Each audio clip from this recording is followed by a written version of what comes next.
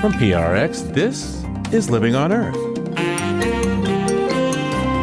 I'm Steve Curwood. And I'm Jenny Doring. The Trump administration holds back offshore wind just as it is taking off. It's this economic question where we're ceding the opportunity to be global leaders in renewable energy development, deployment, and job growth. And we're essentially saying, nah, we don't want to do that.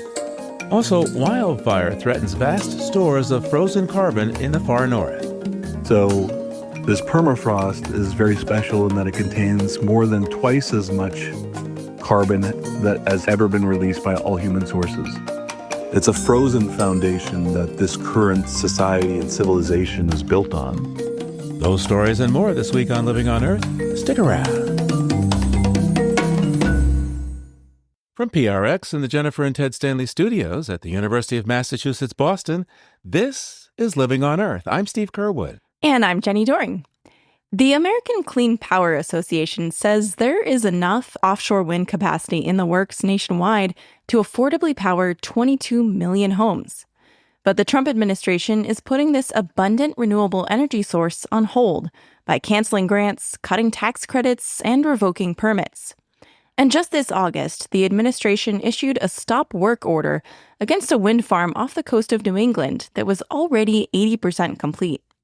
Here to talk to us about the impact of these actions is David Cash, the former Region 1 administrator of the Environmental Protection Agency under President Biden. So, David, wind power was supposed to help us meet the challenge of the climate emergency, but the White House seems to be saying no, huh? Yeah, well, in the last several weeks, there have been a lot of announcements by the administration, not just about particular projects, but a whole range of actions that it's taking to stop the wind industry just as it's taking off. And maybe what you're referring to is the stop work order for Revolution Wind. That's a large wind farm off the coast of Rhode Island and Connecticut. Already, private sector has invested over $4 billion in the construction of that farm. But the stop work order is only one of many. In a cabinet meeting, the president instructed all of his agencies to look at the various tools that they have to stop wind as well. For example, Health and Human Services Secretary Kennedy says he will explore the electromagnetic fields from wind turbines, which have scientifically been shown not to be significant.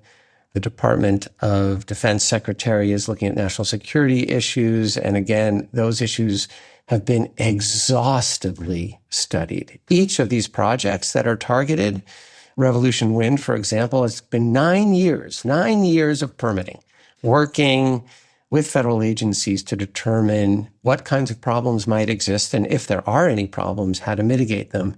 Another action that was taken was the cancellation of all federal funds that are going to offshore wind-related activities. So the Department of Transportation canceled over $600 million of grants that were going to rebuild ports. And all up and down the East Coast, there are ports that have come on hard economic times and we're looking to offshore wind as the new industry to boost their economy. Yeah, I mean, not far from me in Salem, Massachusetts, one of those ports has been affected by this decision. That's exactly right. I believe that was a $34 million grant where new industries, it was going to attract manufacturing, going to attract service industries, all of the kinds of things that this administration claims that it wants to grow. Onshore, domestic manufacturing, and commercial industries. And the cessation of these kind of grants is going to have a huge impact. You know, when you were Region 1 administrator of the EPA in New England, what did you learn from locals about the promise of wind energy they saw? There was a lot of excitement about the possibility of wind energy and what it could bring to their communities. I remember once going to New Bedford where there was a celebration of all the graduates from a workforce development program that was sponsored by the Environmental Protection Agency. And I met a fellow there who had been in the fishing industry. He had left the fishing industry, was looking for his next way to grow economically. And he found this workshop opportunity where he could be trained as a steel worker and someone who would go out and climb those tall poles where the turbines are and maintain them. And it's a really hard job and it's a very demanding job.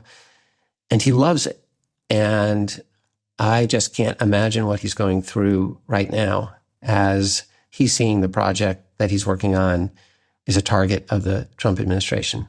I just don't know what he's talking about at his dinner table right now. It's got to be a tough conversation. And in the case of New Bedford, which offshore wind project was being staged there? And has that been affected by the Trump administration? Yeah, so there were a number that are out south of Martha's Vineyard. They're in various states of concern about permits being revoked, perhaps stop orders for them as well. So there's definitely going to be impacts in New Bedford, no question. I think this is a gut punch to the port cities and towns who have been thoughtfully and strategically planning for the growth of an industry that they see can be the next big boost for them. You know, you take a city like New Bedford, and there's something delightfully poetic about New Bedford because New Bedford, a port town for 250, 300 years, it grew up on whaling. And whaling, you know, it was an industry in the mid-1800s that brought whale oil to ports that then could be distributed for lighting. It was a source of energy. And New Bedford was one of the biggest lighting ports, energy ports, whale oil ports. And of course, as whaling slowed down, that led to economic hardship within New Bedford.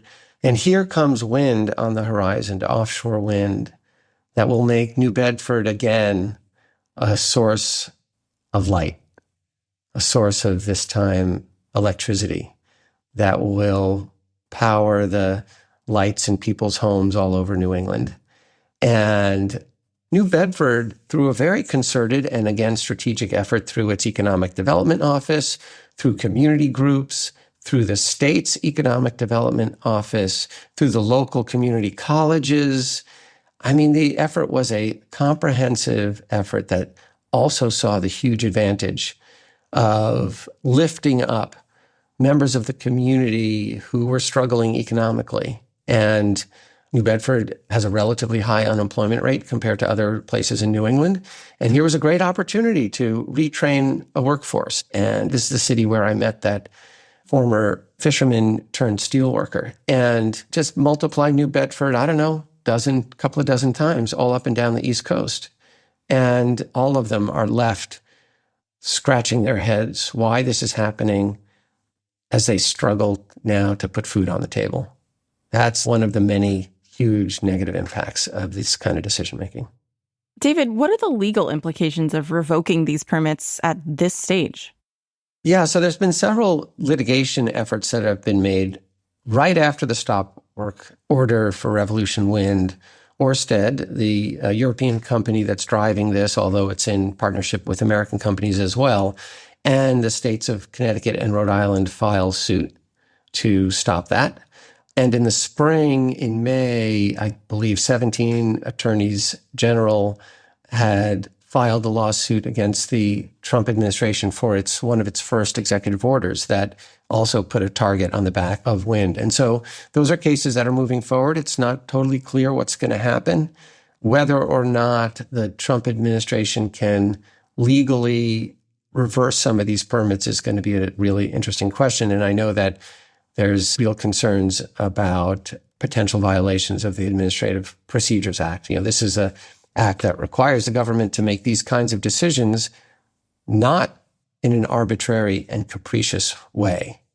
And the argument of these state attorneys general is that the Trump administration has been making these decisions in an arbitrary and capricious way. And so we'll see how that unfolds. Right. Like so many things that the Trump administration has been doing, this ends up in the courts, and we'll have to see, I guess, what judges and appellate courts decide ultimately. Maybe even the Supreme Court. It might go all the way to the Supreme Court. That's exactly right. So, zooming out, what do you think are the bigger legal and economic implications of the federal government revoking these permits, not only to the wind industry itself, but commerce at large? I think that the revocation of these permits sends a very, very troubling signal to the private sector because it says government can change its mind and can be very unpredictable. And that's not what business needs. Business needs certainty. And it needs certainty because business needs investment. And so it goes to an investor and say, hey, I want you to invest in my project here.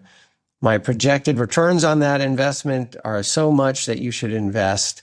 And if that investor is saying, but wait a minute, you might be 80% done with your project and the government can stop you, I don't think I'm going to invest in you. That's the real economic concern.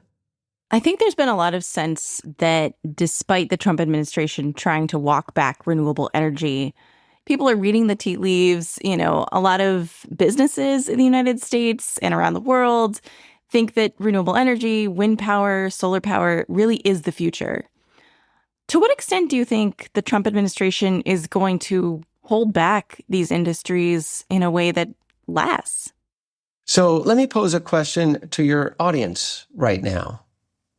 Of new energy projects that began in the last year, let's say in 2024, what percentage of those were renewable energy? I don't know the answer, David.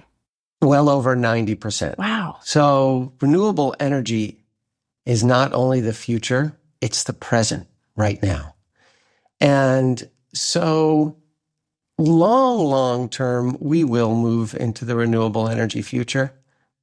But because of what we know about what the science tells us about the climate crisis, we can't afford to wait. But also, it's this economic question where we're ceding the opportunity to be global leaders in renewable energy development, deployment, and job growth. And we're essentially saying, nah, we don't want to do that. China, you can do that. And India, you can do that. Europe, you can do that. Brazil, you can do that.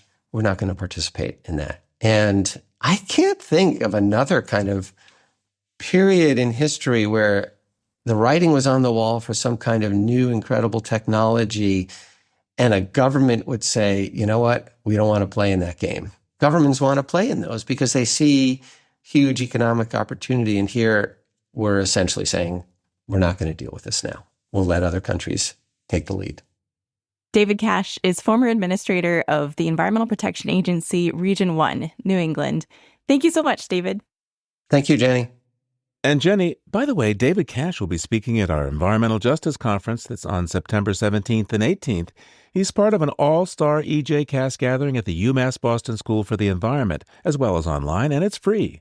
You can see Dr. Robert Bullard, often called the father of environmental justice, and the Reverend Ben Chavis, who brought the disciplines of the civil rights movement to take on toxic dumping in North Carolina.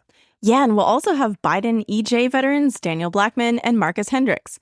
And don't miss Goldman Environmental Prize winner and youth activist Naleli Kobo. All free at UMass Boston on September 17th and 18th, or follow online. Just sign up at loe.org/events. That's loe.org/events.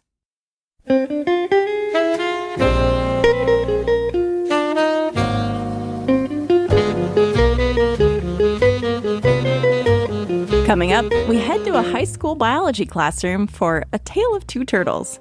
That's just ahead on Living on Earth. Here at Living on Earth, we work hard each and every week to bring you the most relevant and compelling environmental news. As a nonprofit organization, we count on you to help. Listener support is key to sustaining the environmental news gathering and reporting that you rely on. Please consider doing your part to support Living on Earth. A monthly donation is the very best way to ensure LOE's work continues week after week. To make your pledge of support, go to LOE.org and click Donate. And thank you for helping to keep LOE's nonprofit environmental media going strong. It's Living on Earth. I'm Jenny Doring. And I'm Steve Kerwood. We're back to school, and that means Living on Earth's Don Lyman is back in classrooms teaching biology as a substitute. And before school let out for the summer, Don had a teaching moment he calls A Tale of Two Turtles. One morning last year, I walked into a ninth grade biology class for my first substitute teaching assignment of the day. I was delighted to see a large aquarium in the back of the room with a 6-inch turtle basking on a platform under a heat lamp. As a biologist and hospital pharmacist who teaches college part-time, I'm always looking for ways to engage my young high school boys in conversation about science. And with herpetology, the study of reptiles and amphibians, being my primary area of interest in biology, turtles work just fine for this purpose. From the teacher's desk, the turtle looked like a red-eared slider. Great, I thought, a twofer. I can talk to the boys about turtles and exotic invasive species. Red-eared sliders are native to parts of the Midwest and South, but not to Massachusetts, where the boys' prep school I teach at is located. They have been introduced into Massachusetts and other parts of the Northeast, however, most likely having been released by their owners when the cute baby turtles they bought in pet shops grew bigger than expected.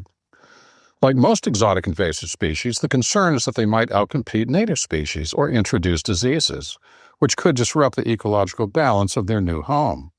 When I walked to the back of the classroom for a closer look, my initial identification didn't hold up.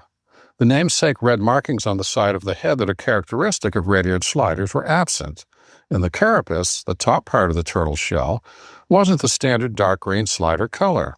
It was black, with red markings along the lower edges. The color pattern looked more like a painted turtle. But painted turtles have smooth carapaces, and this turtle had a decidedly bumpy, slider-like carapace. Could this be a painted turtle with a deformed carapace? Unsure of the species, I gave a brief, tepid turtle talk and told the class that I had initially thought the turtle was a red-eared slider, but it looked a little like a painted turtle, and now I wasn't sure what kind of turtle it was. The unidentified turtle stared at me nonchalantly, while my reputation as a biologist teetered on the brink of oblivion. Later in the day, I subbed in another classroom, which also had a large aquarium, but with a 10-inch turtle that was most definitely a red-eared slider. Confident of my species identification, I proceeded to give the mini lecture I had wanted to give earlier in the day, telling the class a little about red-eared sliders and exotic invasive species. The next day, I wound up subbing in a freshman biology class with the mystery turtle once again. I tried to ignore the turtle until one of my students blurted out, "Mr. Lyman, I know you like reptiles. Do you know what kind of turtle that is?" "It too, Eli?" I froze for a second, then told the class about my red-eared slider, painted turtle with a deformed carapace theory. "I'm going to take a picture and send it to some of my turtle friends," I informed them. I snapped a photo on my cell phone and texted it to a few of my herpetologist colleagues with my mystery turtle hypothesis. I nervously waited for a reply. A few minutes later, my cell phone buzzed with a message from Brian Windmiller, a herpetologist and conservation biologist at Zoo New England in Boston.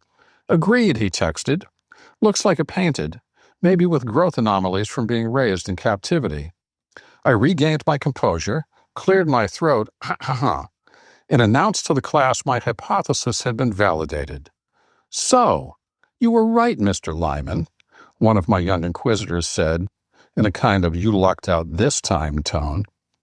My herpetological reputation was restored. The turtle, however, looked unimpressed. Living on Earth, Don Lyman.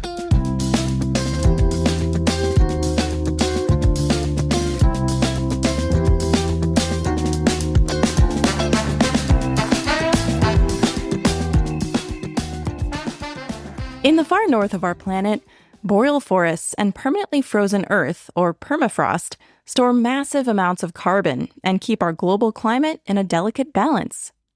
But with the Arctic warming 4 times as fast as the rest of the globe, and fires now routinely burning large swaths of northern forests, that locked-up carbon is rapidly escaping into the atmosphere, where it can warm the planet even faster. Scientists, including the late ecologist George Woodwell, have been sounding the alarm about this dangerous feedback loop for decades, though for too many in our society, the Arctic is out of sight and out of mind. But Indigenous peoples of the Arctic, who are often the first to feel these effects, are raising their voices to spread awareness about their home's vital role in maintaining a livable world. Edward Alexander is the senior Arctic lead at the Woodwell Climate Research Center and a member of the Gwich'in Indigenous tribe in Alaska. He's also a co-chair of the Gwich'in Council International. And he joins me now. Welcome to Living on Earth, Edward. Thank you. Thanks for having me. Delighted to be here. So tell me a little bit about where you live now and where you grew up. What kinds of climate impacts has your community been facing in the last few years? So I grew up in a remote fly-in only community in northeastern Alaska called Fort Yukon. It's 8 miles north of the Arctic Circle, and the furthest north the Yukon River goes. It's at the conjunction of the two largest watersheds in Alaska, the Yukon River and the Porcupine. About 65% of the Yukon Flats have burned since about 1964. We're talking about an area that's burned equivalent to 4 Delawares worth of land just in our immediate neighborhood. Our area has warmed 8.8 degrees Fahrenheit already, just in my lifetime. And so when we think about Arctic amplification and the Arctic warming 4 times faster than the global average, this is very pronounced in Gwich'in homelands and the Yukon Flats in Alaska, the Yukon Territories, and the Northwest Territories. So we're talking about multiple threats to the Arctic. It's warming 4 times faster than the planet overall. And something that's happening is boreal forests are catching on fire. What is a boreal forest? The boreal forest is the largest forest on Earth. It's mostly spruce with willow and some quaking aspen and some birch. So there's a lot of indigenous communities, not only in Alaska, but also in Canada and in Russia, that depend on this boreal forest for cultural survival, but also just basic existence, finding food and other kinds of things. And so when you think about the boreal forest, which most people don't, we have to think about what it contains. And so it contains as much carbon in the forest as has been released by all human activity since industrialization. Wow. So every car, every plane, every light bulb that's been turned on, right? Yeah, it's an stunning amount of carbon that's currently stored in this forest. And then it becomes a little more complicated as we go down into what's underneath this forest. That's kind of what makes it even a little more special. The boreal forest has this thick organic layer. And if we think about what's in this organic layer and why isn't it just releasing this carbon into the atmosphere, is because it's frozen as permafrost underneath the boreal. So this permafrost is very special in that it contains more than twice as much carbon as ever been released by all human sources. And so people are not aware that it's a frozen foundation that this current society and civilization is built on. People are not aware that every person on Earth depends on permafrost storing vast amounts of carbon. Everybody on Earth is dependent on the boreal forest shielding this permafrost from thawing. Yeah, I mean, we sometimes hear permafrost referred to as a carbon bomb because of all the carbon dioxide and methane that it could potentially emit as it thaws. It also releases nitrous oxide, which is 250 times more powerful as a greenhouse gas than carbon. And there's another kind of permafrost that I think probably most of your listeners may not have heard of, and that I'm particularly concerned about, that Indigenous communities in the North are particularly concerned about, that, our folks at Woodwell Climate Research Center that are also very concerned about, which is Yedema. And Yedema is a type of ice-rich permafrost that has a lot of carbon in it and, has the potential to create huge warming effects for the entire planet, particularly because it thaws as methane largely instead of as carbon like other permafrost. So not all permafrost is created equally. No, yeah. Your kind of run-of-the-mill permafrost is like, we generally consider like 1 to 2 meters deep. Yedema, on the other hand, can go hundreds of meters deep. It's an ancient carbon storage that can be 150, 200,000 years old or more. And so it's been there through ice ages and through warm cycles. And so it's seen a lot of fire during the time that it's been on the planet. But in the Yukon Flats, recently what we've started to see is that the fire has burned so intensely and so deeply that it's burning off all of the vegetative layer and duff layer above Yedema. And then Yedema is starting to collapse. And something else of particular concern to me is that none of this is included in modeling for climate change. And so the wildland fire crisis across the circumpolar, It's still considered like a stable ecosystem by climate researchers generally. And permafrost is considered a stable system. And it's important that we understand that there are changes happening here. The Yukon Flats is very indicative of that, which is why the United States Fish and Wildlife Service has moved to protect Yedema as a value at risk in the region. The Yedema deposit thawing could be more emissions than small countries, or even, if all of the Yedema thaws, it'd be more emissions than all of the countries. And what exactly is happening here with climate? I mean, I understand that there's so much warming happening in the Arctic. So what is it in that process in that warming that leads to this permafrost thaw? Well, I think one of the things, you have the average air temperature being a lot higher. The main driver that I've been concerned about for a while is the impact that wildland fire has on permafrost thaw and on Yedema thaw particularly. Most people don't think about wildland fires in the Arctic until there's smoke blowing into New York City or into Boston or into DC. And so they experience it as a smoke event. The other side, from where that smoke is originating, the emissions are huge, right? And then you think about what are the after effects? What's the post-fire world look like in the Arctic? And so what happens is this layer of vegetation gets burned off, and we're seeing it burn more deeply than ever. And it burns down into this duff layer, which is like a organic mat that is on the forest floor and so forth. And the problem with a duff layer burning is that it's the insulation, essentially, that keeps permafrost frozen. So if you imagine your cooler and you're out there and you've got like your frozen stuff or your cooled stuff, and you take the cooler lid off, and then everything inside starts to spoil. And that's essentially what's going on with permafrost. And so you have these areas where a fire can come in and burn off all of this insulation, a huge fire, because fires in the Arctic have gotten to be massive. And then year 2, year 3, year 4, year 5 of that fire, there's still emissions occurring from those fires.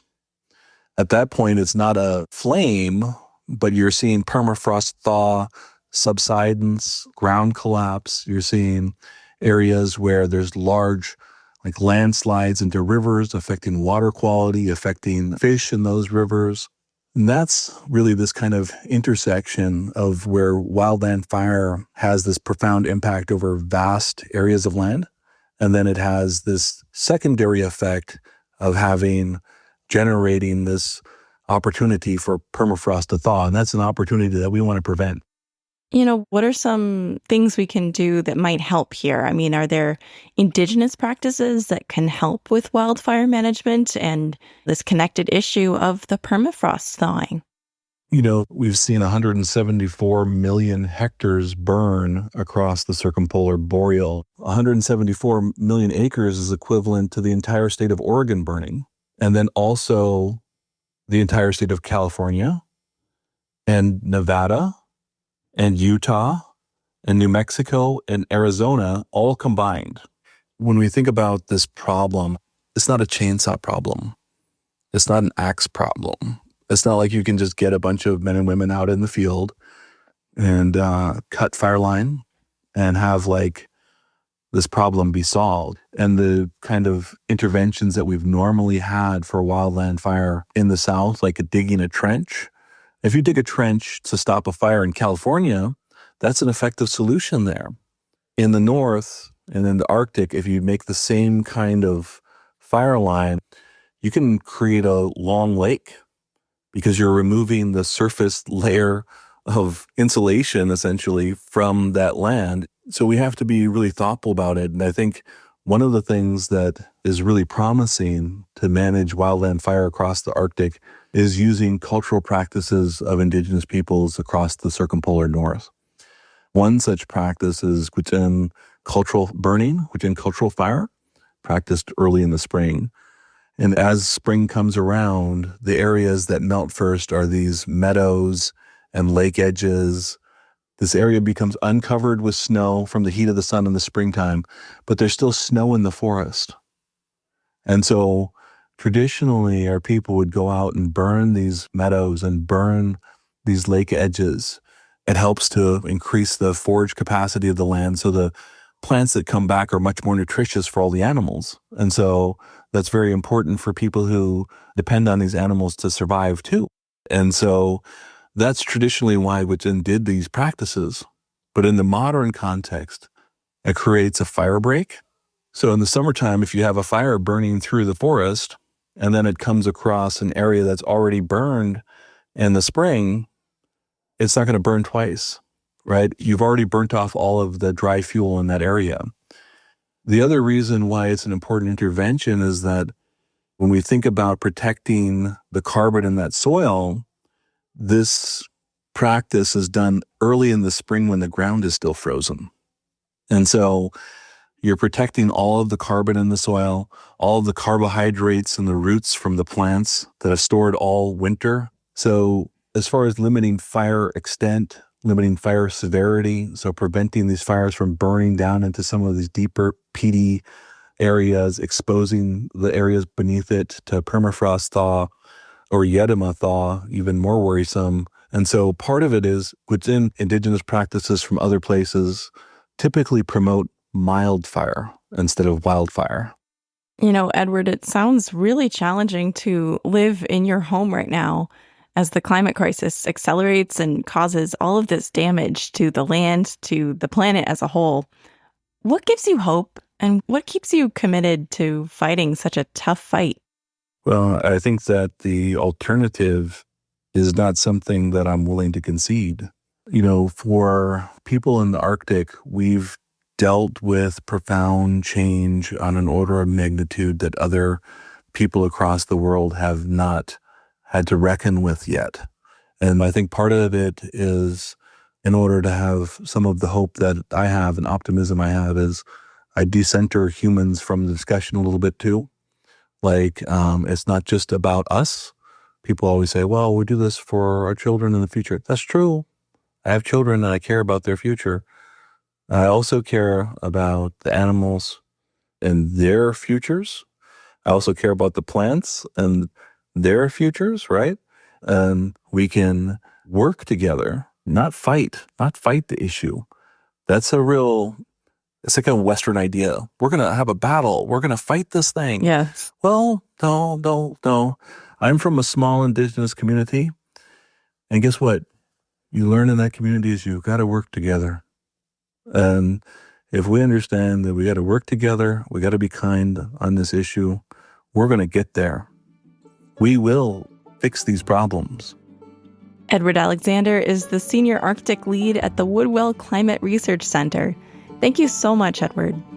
Thank you for having me. Delightful to be here.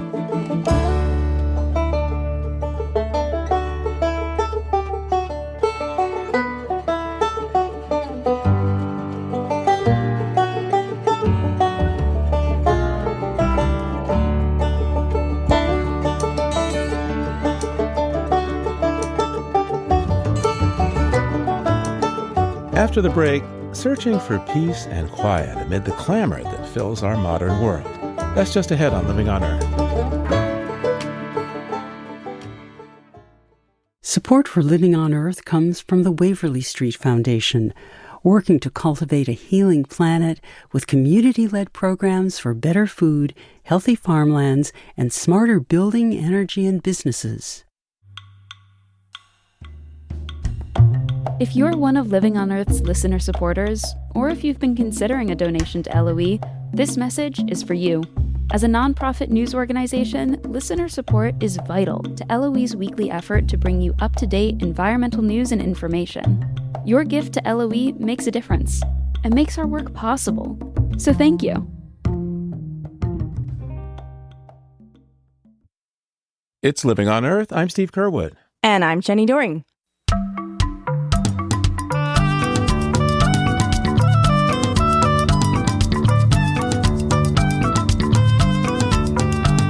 In a moment, we'll talk about the human-made noise in our world and how we can reclaim some peace amid the clamor.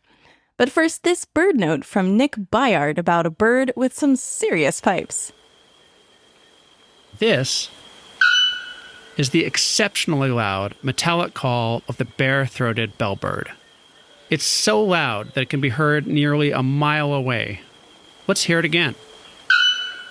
The bare-throated bellbird is the national bird of Paraguay. Males are covered from nearly head to tail in striking white plumage, but the area around their beaks and extending down across their throats is, well, bare, exposing teal-colored skin. Females blend seamlessly into the foliage with olive-green backs and flecks of yellow across their breasts. The bare-throated bellbird is considered a key indicator species, so hearing its loud chime suggests that you are in a healthy and functioning ecosystem. In the indigenous language Guarani, the bare-throated bellbird is known as gura pong, with gura meaning bird, and pong referring to. Beloved in Paraguay for its call and beauty, the bare-throated bellbird inspires music played on another emblem of Paraguay, the harp.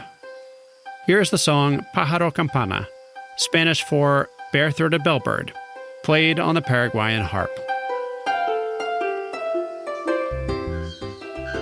I'm Nick Byard.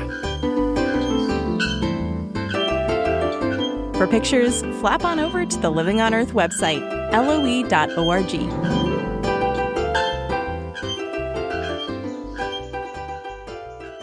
There's one environmental pollutant at large that most of us encounter day and night, yet it's rarely discussed.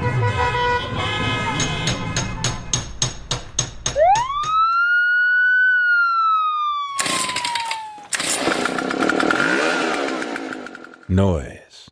It's bad for our health, disrupts our natural world, and hinders our ability to connect with one another. In his recent book, Clamor, How Noise Took Over the World and How We Can Take It Back, author and journalist Chris Burdick explores the hidden costs of unwanted sound and advocates for turning down the volume on human-made noise. Once upon a time, Chris Burdick was a Living on Earth intern, and he joins me now. Welcome back to Living on Earth, Chris. Thank you so much, Steve. Great to see you again. So, this may be a silly question, Chris, but why should we care about noise? It's not a silly question. I think people care deeply about noise when it's in their ears, when it's 3 a.m. and there's a car alarm going off down the street, when they're trying to finish a deadline at work and all they can hear is the chatter of their office mates, when they're visiting a loved one in the hospital who hasn't been able to sleep in several days because of all the alarms. When that happens, people care extremely deeply about noise. My argument is that they should care about noise as a systemic problem because of all of the sort of widespread impacts that it has, the harms that it has on our health and our well-being, the degrading of our natural habitats. To care about these things is to care about noise. One of the theses of your book is that our understanding of noise is oversimplified by simply measuring how loud it is, that is, measured in decibels. Talk to me about that. What is the decibel, and why is it an overly simplistic way to look at noise? The decibel is a metric that was devised by Bell Labs in the 1920s. And what it measures is the acoustic sound intensity. The full measurement of it is watts per meter squared. And they created the decibel scale as kind of a simplified way of covering the vast amount of acoustic energy intensity that spans the range of human hearing. But all it is this sliver of what we would interpret as loudness of the sound. It became a go-to measurement because it was so simple. It was very easy to think about it as the dividing line between wanted or unwanted sound based on how loud it was. But what it ignores is everything else about the sound, part of it being the acoustic measurements of rhythm, of tonality, but more than that, the context in which we're listening to different sounds. And those are vitally important. It really matters when you're listening to certain sounds, whether you are trying to sleep or whether you are trying to socialize or whether you are on a hike in a woodsy park or you are in your hospital bed. These are all different contexts that have a much bigger impact on whether sound is wanted or unwanted than just how many decibels it is. Chris, tell me, how does noise affect our interactions with each other? Well, basically, our hearing is our way of connecting with one another. And when we start to lose that ability, for instance, in a crowded restaurant, then sometimes what will happen is people will just stop trying. People will sit there and just eat their food, nod along when other people are talking, or they will stop accepting the invitations to socialize with one another. There's research out of Johns Hopkins showing that people who have hearing loss have a much higher risk of depression and dementia. And the potential reason for that is because they're withdrawing socially, because they have difficulty in connecting because of the hearing loss. So we may not think of it as one, but noise is an environmental pollutant, as you say, affects our health, say, as much as having lead in the water or particulate matter in the air. Talk to me more about those impacts on our health. Sure. Well, the first part of it is the impacts on our hearing health. The WHO, the World Health Organization, estimates that by 2050, about 2.5 billion people on the planet will have hearing loss, which is a combination of aging and noise-induced hearing loss. They also estimate that young people, about 1 billion of them, are at risk of noise-induced hearing loss just by listening to their devices too loudly. The other part of the health impacts are less reliant on decibels. They are more reliant on how unwanted sound can cause us chronic stress and can disrupt our sleep. And these impacts, along with other things that can cause us chronic stress, start to have these cascading health impacts, clogging our arteries, increasing the amount of cortisol pumping through our bodies. All of these downstream impacts are because we are exposed to sounds that are getting in our way of being able to focus, getting in our way when we're trying to communicate, and waking us up at night, even when we're not fully aware of how much disruption they're causing. They are keeping us from having that restful state that comes along with sleep, when our heart rate goes down, our blood pressure goes down, but our ears are still attuned to the world because they are kind of trying to keep us safe. And when they hear sounds and noise from, say, traffic, they will cause our blood pressure to go up and our heart rates to go back up, and we will feel the effects of those if that happens in a chronic way. So you dedicate a chapter of your book to what's called the noise gap, or disproportionate effects of noise on certain populations. Please explain to me what those are. So the noise gap, the first use of that term was from a 2017 study that took a macro look at this, which was they looked at census tracts nationwide, and they had modeled noise exposure from transportation, from road, from rail, from airplanes. And they saw that as these census tracts became more affluent and whiter in their population, that they had fewer decibels of exposure to this noise. And so subsequently, it had been followed up by a number of city-by-city studies looking at neighborhoods that had been redlined in the 30s and 40s, which was a biased way of determining the risk for investors that was largely based on the ethnic and racial makeup of different neighborhoods in different cities. And what these studies find is that formerly redlined neighborhoods have more noise exposure in addition to other pollution exposure, and they also have less green space. So they have not as much buffering to that city sound. Now, when we talk about the varying effects of noise on different populations, we can't forget about the most vulnerable among us. That's the natural world. They don't get to have a hand or a paw or a fin on the volume control. How are our non-human counterparts uniquely affected by disruptive sounds? Yeah, well, you had it just right there. They can't put a paw on the volume control knob. They also can't put a pair of noise-canceling headphones on when they are bothered by sound. They rely on being able to hear in order to connect with one another, to find mates, to forage for food, avoid predators, you name it. Hearing is incredibly important to wildlife. They're looking at wildlife in the ocean. Oftentimes, they have to communicate over vast distances in low light where, seeing is not the best option. Hearing is incredibly important. And when you have human noise coming into these environments, especially the kind of noise that is constant, that never goes away. In the ocean, that's principally from ocean-going vessels, cargo vessels, tankers. It creates what some conservationists have called a sensory smog that shrinks the sensory world of these animals, makes it that much harder for them to find food, to escape predators, to talk to one another. It's what Layla Hatch, who's a marine biologist, has called a stress multiplier. And many of these species have quite a lot of stresses that they're already dealing with, and they don't have a lot of reserve energy in order to deal with them. That's interesting because we've seen off the coast of Spain orcas, like so-called killer whales, sometimes going after sailboats, kind of attacking them. Makes me wonder if they're irritated by the noise that they hear. Yeah, that could be. I think there's just so much that we don't know about the sonic worlds of creatures who are not us.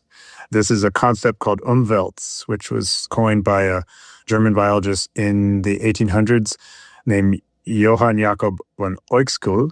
And it was just this idea that animals don't experience sound or any of the other senses in the way that we do. There could be a number of sounds that bother us intensely that a certain species can't hear at all. That sound may be important for them at certain points, but easily ignored by them otherwise. And the amount of research that's been done has mainly been looking at, a bit of potential hearing loss among animals, which can be a problem, especially for mammals, but not as much for other animals which are able to regrow parts of their inner ear and hearing system. And also sort of behaviorally, what do they do when noise is present, when a ship is passing by? Are they less efficient at hunting? Do they have louder vocalizations? That sort of thing. But we've just barely scratched the surface to understand what their sensory worlds are and how they would react to specific sounds. How is our changing environment, and specifically climate disruption, intensifying the noise crisis, do you think? Well, one big way is that the Arctic ice used to be a protector of quiet because you couldn't have ships going over it. You were limited in your ability to do other noise-producing things like explore for gas and oil and do the natural resource extraction. As that ice melts, we're seeing a fast uptick in the vessel traffic there and more interest in exploring those areas for resources. So that is going to quickly eliminate one of the last quiet refuges. And that's one way.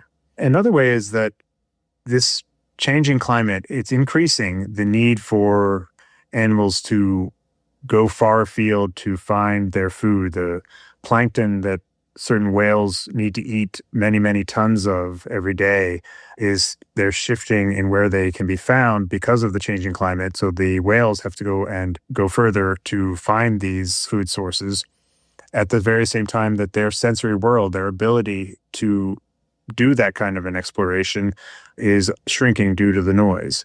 So it's, as Layla Hatch said, it's a stress multiplier that you have the need for animals to have a larger world at the very time that their sensory world is shrinking.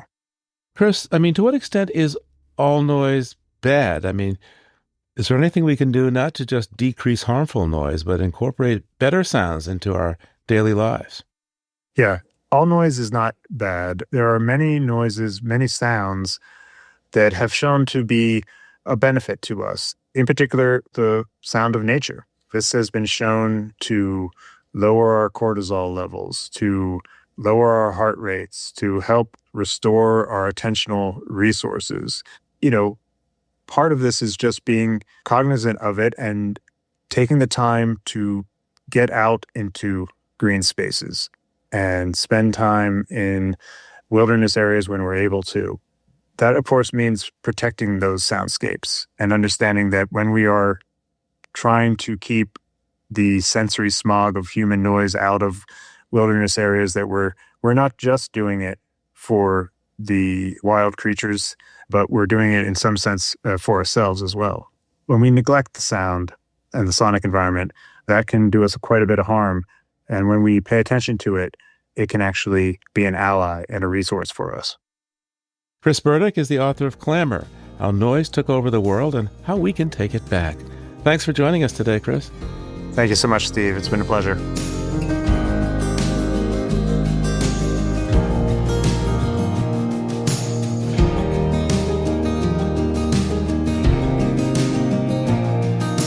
Living on Earth is produced by the World Media Foundation. Our crew includes Naomi Ehrenberg, Paloma Beltran, Daniela Faria, Swayam Gagnesia, Mark Couch, Mark Seth Lender, Don Lyman, Ashanti McLean, Nana Mohammed, Ainsley O'Neill, Sophia Pandelides, Jake Rigo, Andrew Scarrett, Bella Smith, Melba Torres, and Elle Wilson. Tom Tiger engineered our show. Allison Learstein composed our themes.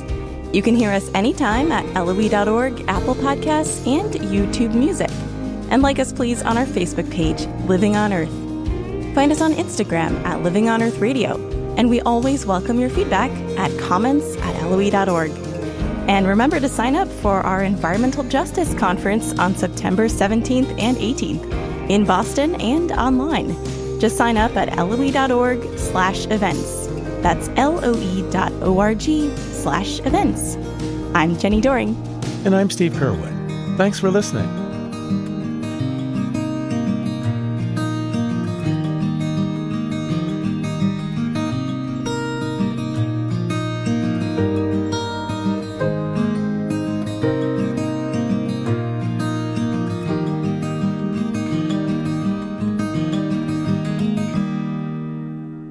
Funding for Living on Earth comes from you, our listeners, and from the University of Massachusetts Boston, in association with its School for the Environment, developing the next generation of environmental leaders, and from the Grantham Foundation for the Protection of the Environment, supporting strategic communications and collaboration in solving the world's most pressing environmental problems.